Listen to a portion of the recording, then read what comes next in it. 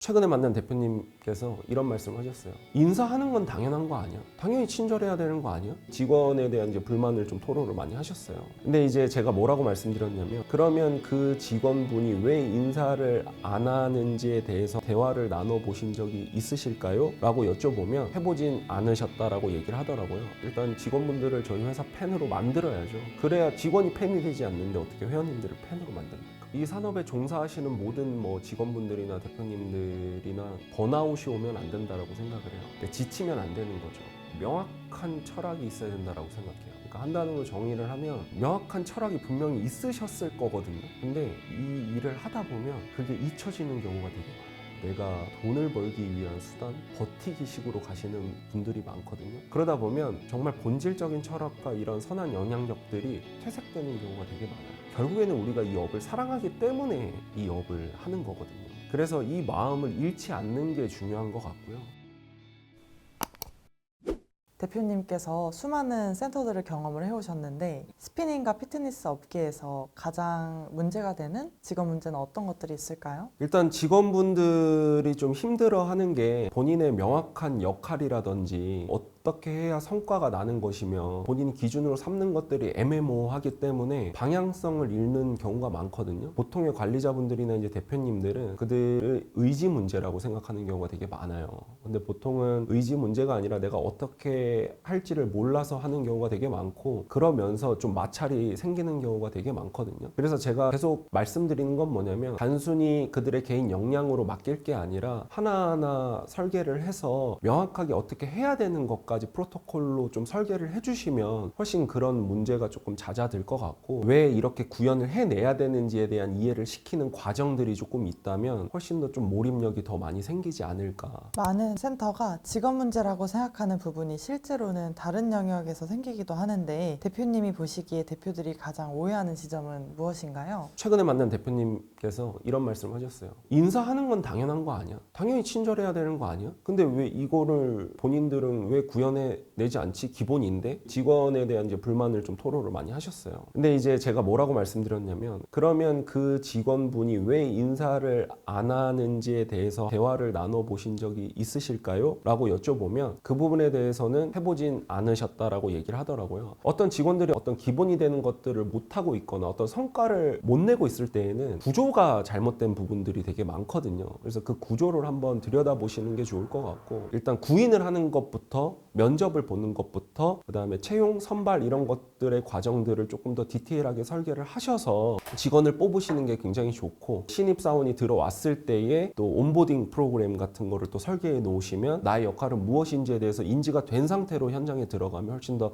효과를 발휘하는 경우가 많기 때문에, 대부분은 근데 이것들이 다 생략되는 경우가 되게 많거든요. 그렇기 때문에 일을 하면서도 문제가 지속적으로 좀 발생되는 것이 아닌가라는 생각이 듭니다. 수년간 강사를 양성하고 현장을 본 기준으로 좋은 강사와 좋은 직원의 공통 요소는 어떤 것들이 있나요? 일단은 좋은 직원이라 하면 성실함이 기본이 돼야 될 것 같고요. 두 번째는 습득하는 이런 태도가 굉장히 남달라요.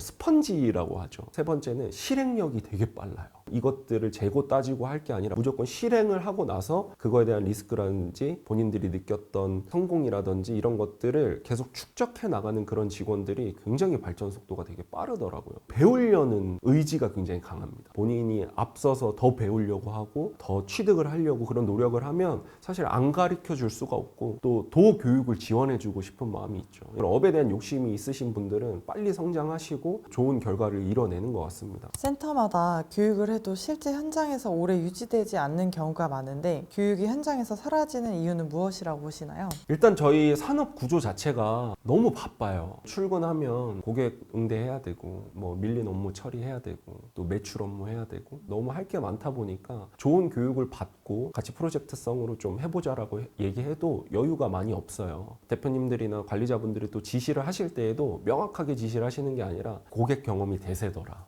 서비스 품질을 높여야 된다. 이렇게 말씀하시고 땡이에요. 그러니까 직원들 입장에서는 이것들을 어떻게 설계하고 어떻게 현장에 도입해야 되는지가 사실 애매모호하고 발의를 할 수가 없는 것이죠. 교육이 증발된다라고 보는 거죠. 근데 이게 증발되지 않으려면 실질적으로 이런 부분들을 구현해내기 위해서 명확한 프로토콜이 있어야 되고 체크리스트가 필요하고 이것들을 평가하고 또 피드백해주는 시스템을 무조건 갖춰야 되거든요. 그런 관리 감독이 안 되고 보상, 교정, 피드백이 이루어지지 않으면 이들은 이게 우선순위에서 배제가 되는 거죠. 교육은 단순한 퍼포먼스로 증발이 되는 거죠. 교육이 일회성으로 끝나는 것이 아니라 습관으로 남기기 위해서는 시스템이 필요하겠네요. 우리 업계가 또 인력 중심 산업이잖아요. 회원님에게 직원마다 말투나 응대가 달라서 고객 경험에 흔들리는 경우가 많은데 친절하게 해라라고 말하는 방식이 아니라 상황별 문장을 정리해야 한다고 강조해 오셨는데 그 이유를 설명해 주실 수 있으실까요? 예로 쉽게 말씀을 드릴게요. 이런 부분들이 개인의 역량에 맡기면 이제 품질이 떨어진다라는 거거든요. 근데 이제 개인한테는 그게 잘못된 건지를 본인은 인지를 하지 못해요.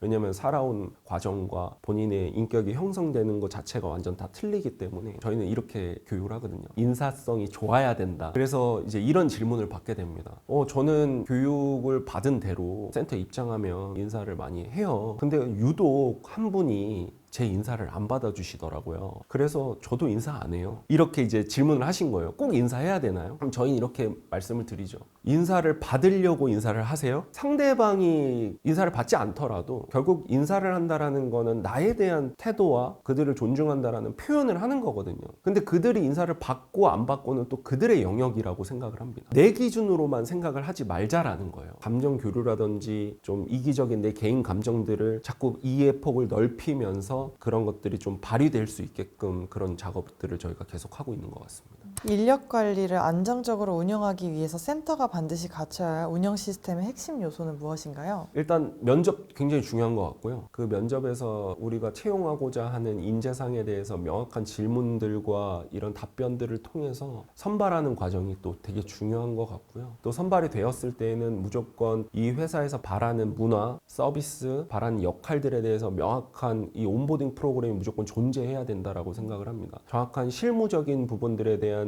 이해도를 높여주신다면 훨씬 더 구현해내는 효과성이 발휘가 될 거라고 생각해서, 그리고 언제든지 시스템은 바뀔 수 있거든요. 효과성이 떨어진다면 언제든지 그런 것들은 보완하고 수정해서 프로토콜을 계속 변화시켜야 된다. 엠스피닝 내부에서 사용하는 직원 참여 동기부여 방식이 있다면 소개해 주실 수 있으실까요? 저희는 지금 태도와 윤리적인 부분들에 대해서 굉장히 말씀을 많이 드리고 있고, 스피닝이 시장이 확장되지 못하는 이유들에 대해서 명확하게 강사분들한테 인지시키는 편이에요. 저는 왜 엠스피닝을 만들었냐면 대중성 있는 스피닝으로 대중화시키고 싶었던 마음이 너무 컸거든요. 왜 그러냐면 대중화가 돼야 산업이 돼요. 그러니까 즉 돈을 벌 수 있어요. 돈을 벌어야 강사분들의 커리어나 이런 것들을 더 인정해주고 더 올라갈 수 있는 선순환 구조가 되거든요. 근데 지금까지의 스피닝은 너무 매니아틱하게 가다 보니 산업에서 대중화되지 못했어요. 임금과 급여도 항상 동결이 될 수밖에 없는 거고, 또 피트니스 센터에서도 쉽게 도입할 수가 없는 구조가 되는 거고, 확장성이 많이 떨어지는 부분인 거죠. 엠스피닝이 조금 더 매니아적인 것도 좋지만 이런 좀 대중성 있게 가기 위한 노력들을 좀 계속하면서 가고 있는 것 같습니다. 13년 동안 피트니스 현장과 스피닝 산업을 가장 가까이에서 지켜오셨는데 대표님이 보시기에 앞으로 피트니스 산업이 건강하게 성장하기 위해서 꼭 지켜야 한다고 생각하는 핵심 한 가지가 있다면? 직원분들이나 대표님들이나 번아웃이 오면 안 된다라고 생각을 해요. 그러니까 지치면 안 되는 거죠.